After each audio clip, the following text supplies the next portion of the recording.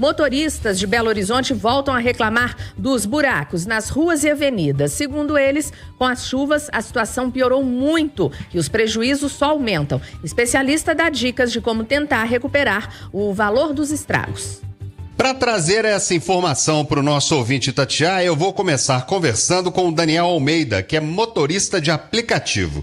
No dia 17 agora deste primeiro mês do ano, ele teve um prejuízo de R$600 quando estava passando pela alça de acesso entre a Avenida Amazonas e o Anel Rodoviário, na região do bairro Califórnia, oeste de Belo Horizonte. Tinha um buraco na pista. Estava cheio d'água, ele não conseguiu ver direito e acabou passando por cima.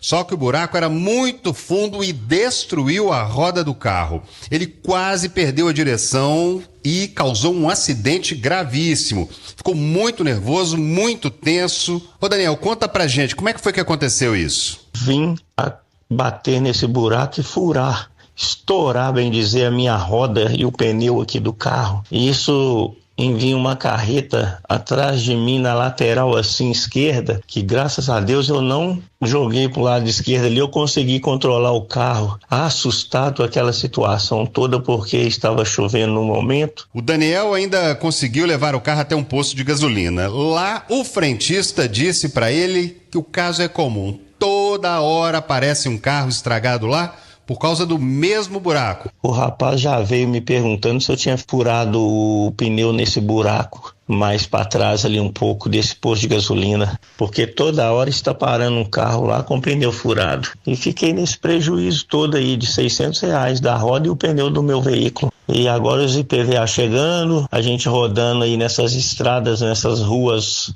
vias públicas aí cheia de buraco, tá tudo cheio de buraco. Como que eu vou fazer agora para receber esse valor? Pois é, para te responder e responder a muitos outros motoristas que passam pela mesma situação, nós consultamos o advogado Paulo Goulart, que é especializado em direito do consumidor. Doutor Paulo, o que dá para fazer nesse caso aí do Daniel que a gente ouviu? Bom, em primeiro lugar, o município ele tem a responsabilidade no zelo e no cuidado do bem público. Então, a via ela deve ser cuidada pelo município. Então, um buraco ali na via, ele tem que ser tampado pelo município e ele tem que ser cuidado por esse ente público.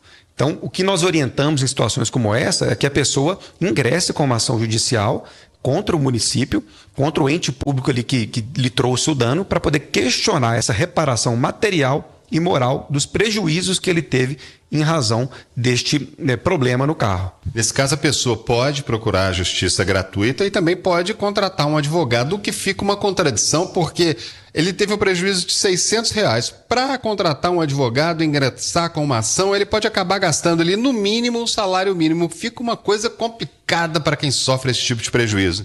De fato, não é uma situação fácil ali daquela pessoa. Então, o que nós orientamos?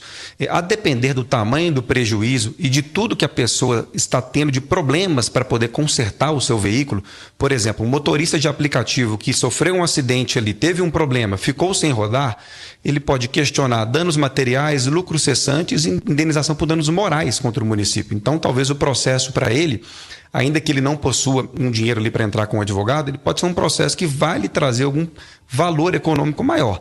Mas quando a gente só fala ali do problema material, somente do conserto, de fato, fica um valor muito baixo e a justiça, de fato, poderia ser muito custosa para essa pessoa. Muito obrigado por conversar com a gente aqui na Itatiaia. Ouvimos o advogado especializado em direito do consumidor, Paulo Goulart.